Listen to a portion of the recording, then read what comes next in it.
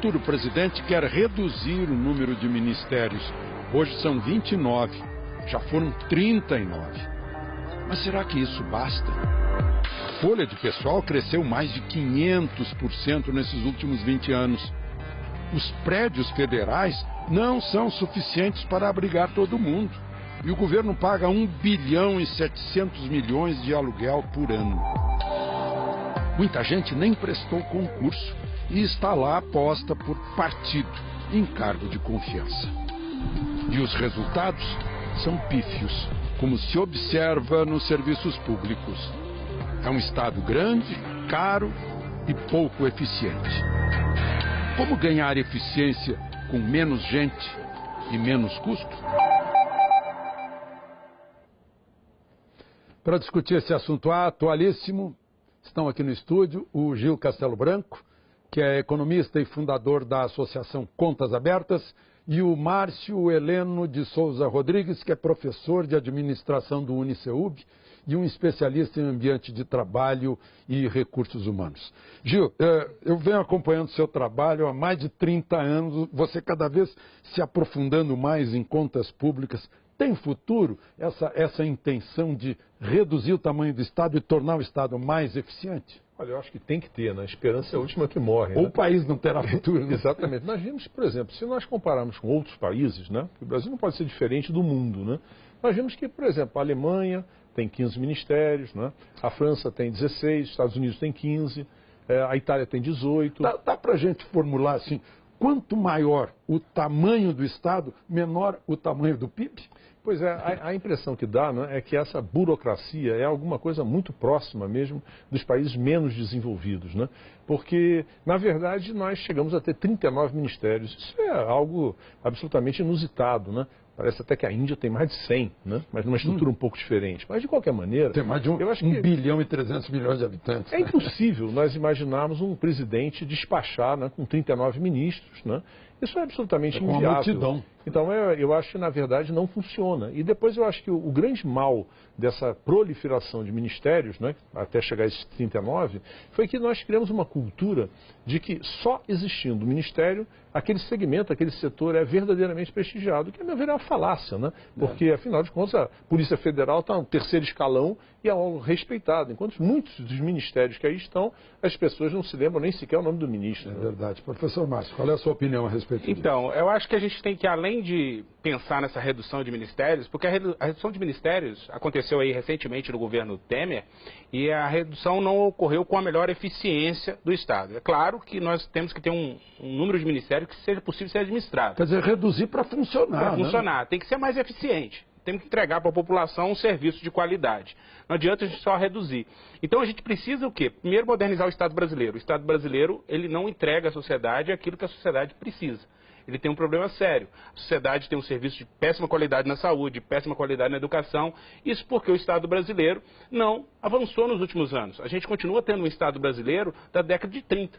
A gente é um Estado extremamente burocrático. Quando a gente faz alguma dessas incorporações ou fusões de ministérios, passa-se meses tentando readequar a nova estrutura. Muitas vezes tem ministérios que até hoje ainda estão com sistemas, não estão com sistema integrado. Aquele Ministério da Pesca que anda, exemplo, até hoje ele anda por aí. É um exemplo, uma experiência que eu passei por ela. Eu estava na época no Ministério da Agricultura, a gente recebeu o Ministério da Pesca, o Ministério da Pesca chegou na Agricultura, a gente parou boa parte das atividades que a gente estava fazendo para cuidar desse Ministério que estava chegando, não deu conta, o serviço não resolveu, ele foi para o Ministério do Comércio Exterior, uma coisa que a gente não entende por que ele foi parar lá, e depois, atualmente, ele está na Presidência da República. Então, não adianta só fechar o Ministério se a gente não moderniza a estrutura. E aí, essa modernização passa por um maior acesso da sociedade ao governo, aos serviços do governo, e para isso precisa de ampliar a transparência, e também precisamos, claro, melhorar a relação com os servidores. Não dá para a gente continuar contratando da forma que a gente contrata também servidores ao longo dos Já vamos falar sobre isso, a forma de contratar. Eu queria mostrar os números, então, de servidores, os números de folha de pagamento, quem são, né? Segundo o Ministério do Planejamento, na folha estão 622 mil, na ativa 240 mil, estou falando em governo federal, né? E comissionados, 23 mil. Falou-se tanto de reduzir comissionado, não reduziu, né? Metade aí é gente sem concurso. Né? Exatamente. Eu acho que aquela promessa de que isso seria reduzido substancialmente não aconteceu. Se nós hoje somarmos, né, aqueles que são do Estado, digamos assim, que são agora chamados de funções comissionadas do Poder Executivo, com os antigos DAS, que são aqueles que não têm vínculo, nós chegamos a esses 23.112, e é praticamente meio a meio. 11.550 para os DAS, 11.562 para os FCPS. Quer dizer, metade tem concurso, outra metade sem concurso. Quer dizer, a ideia é chegar nos 70%, pelo menos essa que é a ideia do governo, de chegar a 70% desses cargos comissionados de pessoas do governo, com vínculo com o governo, e somente 30% sem vínculo. Professor Márcio, eu estava falando em concurso. O concurso mede a vocação para o serviço público? Então, esse é o problema. Nessa modernização do Estado, nós precisamos rever essa forma de contratação.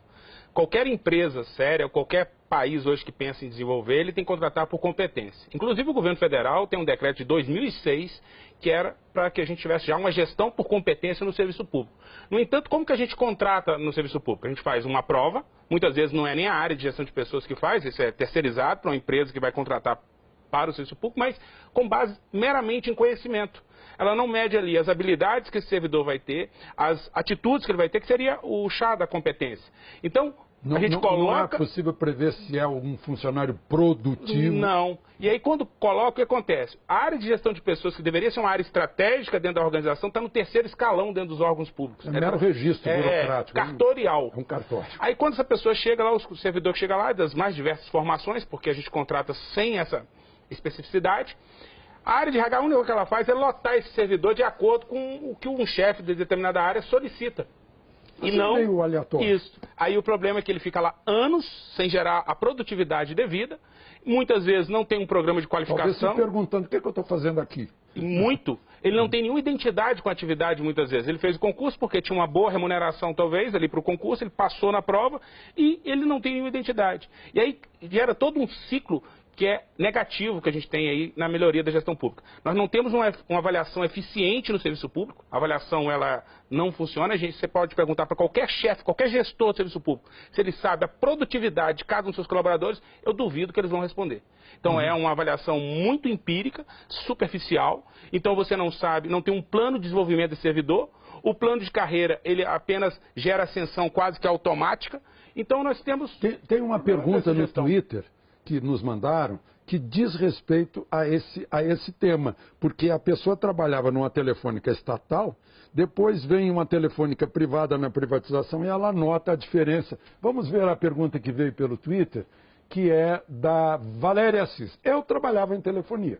Na privatização, vimos a empresa se transformar, deixando de ser estatal. Aí, processos enxutos, redução de pessoal, capacitação profissional e incentivos aos que se destacavam por uns melhores anos da minha vida profissional. Até ela se achou. Uma boa consultoria, portanto, resolveria. Hein, Gil?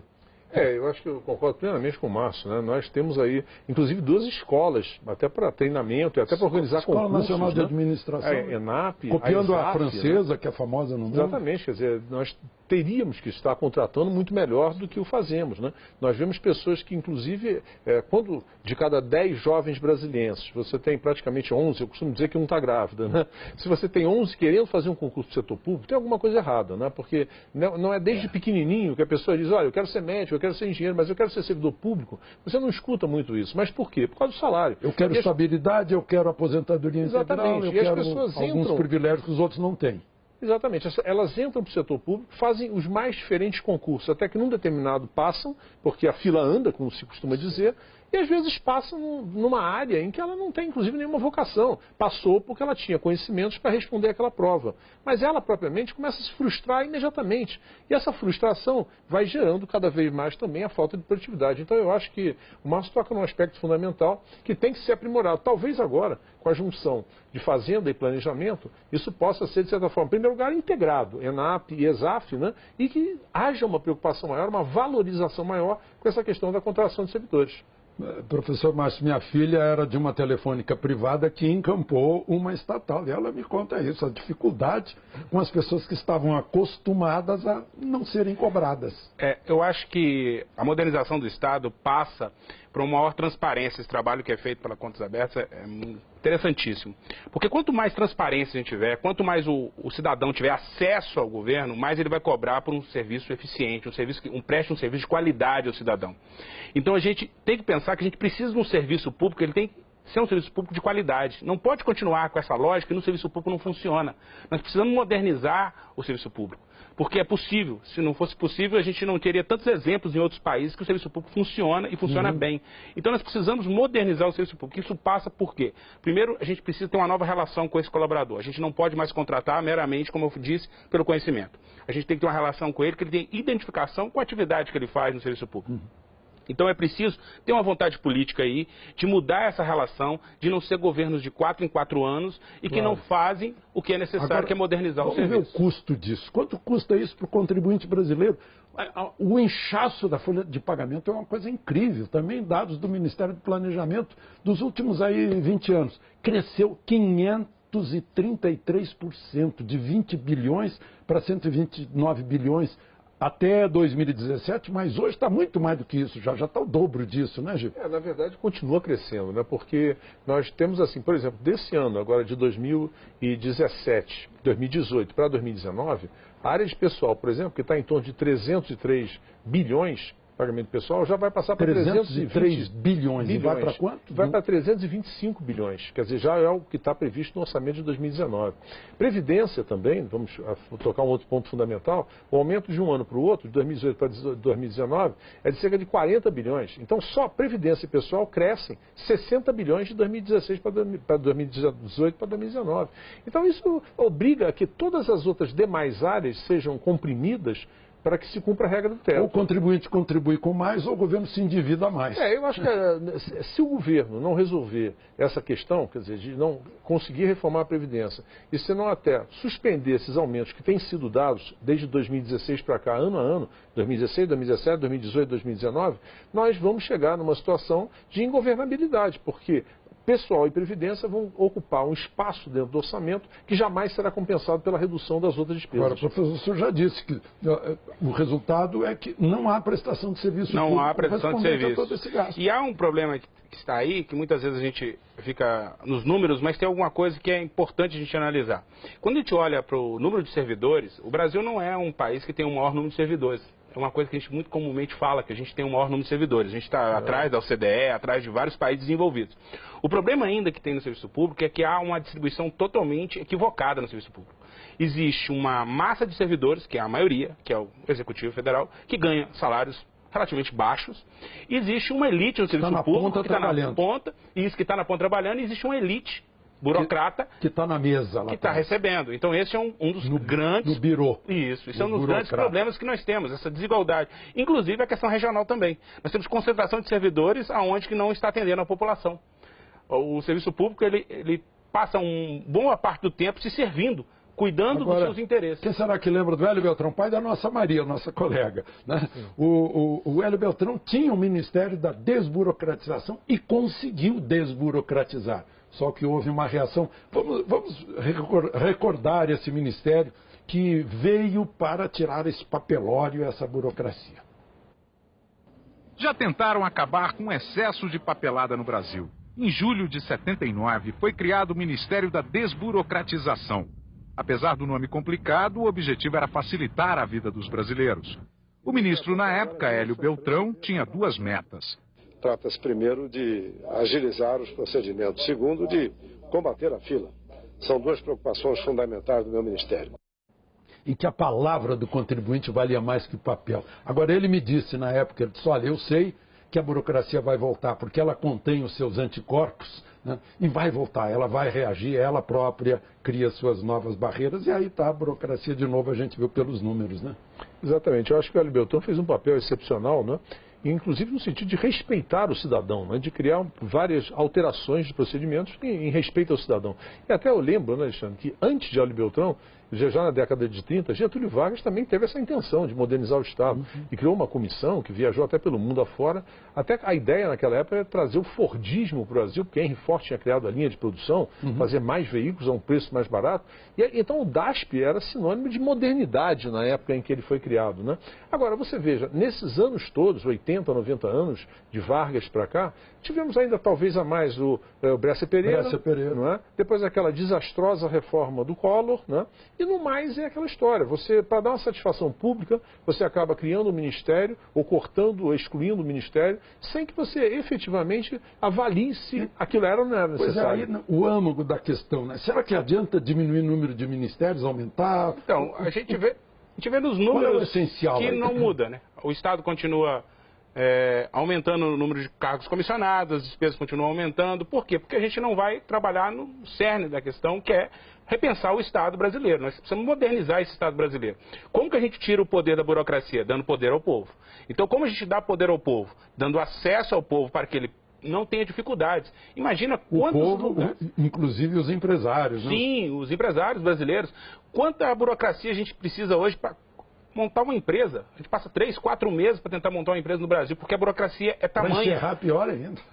Pior ainda. E está espalhado, as informações não estão num local só, você precisa sair procurando órgão a órgão, onde você precisa fazer uma peregrinação. Então nós precisamos modernizar o Estado brasileiro para que a sociedade tenha informação, que ela possa opinar, que ela possa questionar e que ela possa avaliar o serviço público. Aí a gente vai ter, com certeza, não vai ter mais a volta da burocracia. Agora, um testemunho, e o Gil também acompanhou essa época, quando entrou o mundo digital, entrou o computador, eu imaginei que esses ministérios aí, que são 19 lá na Esplanada, inclusive Justiça e Itamaraty, que iam ser reduzidos para 1/3, já que chegou o computador, mas ao contrário, o que a gente vê é uma multiplicação por 5. Eu queria mostrar agora, aliás não vai ser agora, vai ser depois dos comerciais, o que está acontecendo na Estônia, que estão digitalizando o governo, e aí as coisas são feitas em questões de minutos. A gente já volta.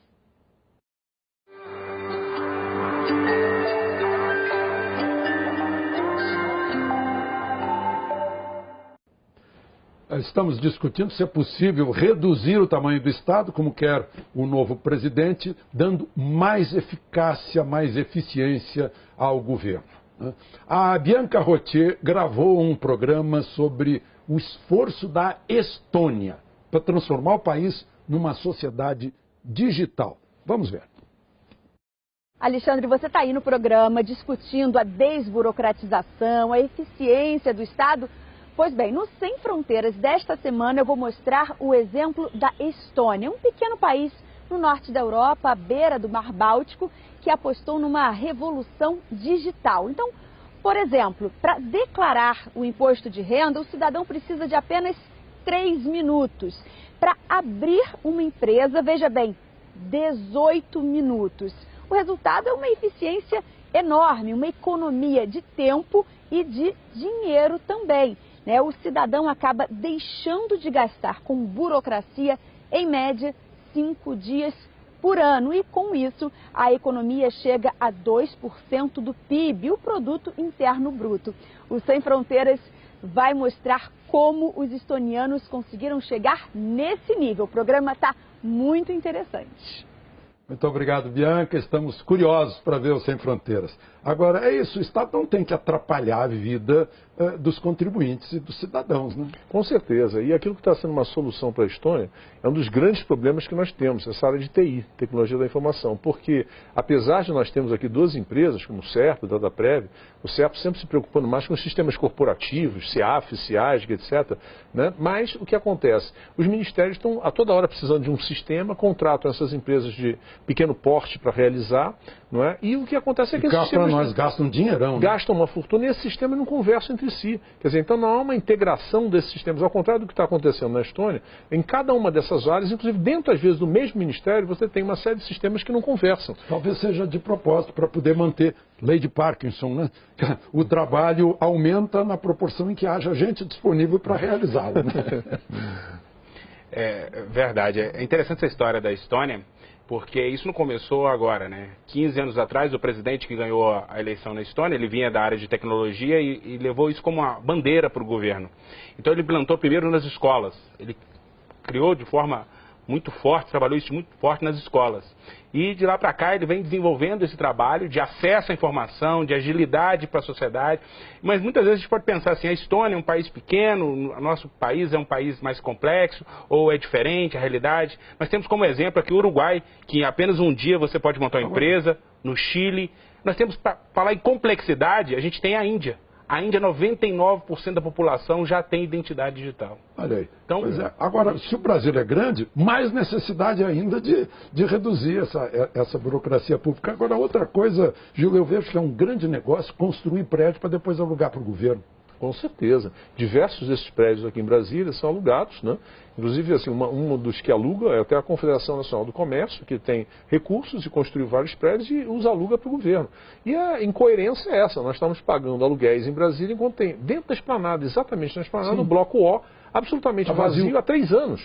Então isso mostra, quer dizer, um problema gravíssimo de gestão do patrimônio da União. E outra coisa que a gente viu aqui também, construíram anexos, porque os ministérios planejados originalmente pelo Lúcio Costa e pelo Niemeyer não deram conta da quantidade de gente. Eu acho que Lúcio Costa ia estar realmente, né, muito triste se visse o que está acontecendo, porque a esplanada hoje abriga uma parte, né, do governo federal, o resto está espalhado por diversos órgãos em prédios de terceiros alugados e pagando caríssimo até por esses aluguéis. Então eu acho que a gestão do patrimônio da União, que também estará nesse novo Ministério da Economia, é uma área que merece uma atenção especial do governo, porque existem Brasil afora prédios vazios, prédios desocupados e até prédios caindo, como nós vimos lá em São Paulo. Professor, será que o atual governo merece ou tem necessidade de algum órgão específico para fazer esse serviço de redução do Estado? Então, eu acho que a gente precisa nesse momento pensar algum órgão que tenha um poder aí para repensar o Estado brasileiro, porque nós precisamos urgentemente modernizar o Estado brasileiro. O novo Hélio Beltrão aí. Talvez o novo Hélio Beltrão. Que a gente precisa modernizar o Estado brasileiro, porque o Estado do jeito que está não pode continuar. E as pastas nas suas atividades acabam não pensando o governo em si. E a gente precisa de pessoas para pensar o próprio governo, modernizar o próprio governo. É o governo, a estrutura do governo voltada para si própria, né, o que a gente tem visto. Exato. Então a gente precisa dessa visão, né, de como vamos modernizar, como vamos adotar essas boas práticas que a gente tem pelo mundo, como vamos aproveitar aquilo que a gente já desenvolveu, porque tem trabalho desenvolvido também, não é? Bom. Então, para que a gente possa ter aí, com certeza, um Estado mais eficiente que gere resultado para a sociedade. Tomara que se consiga. Muito obrigado, Gil. Muito obrigado, professor. Na próxima semana, mais um tema de interesse nacional. De Brasília, Alexandre Garcia.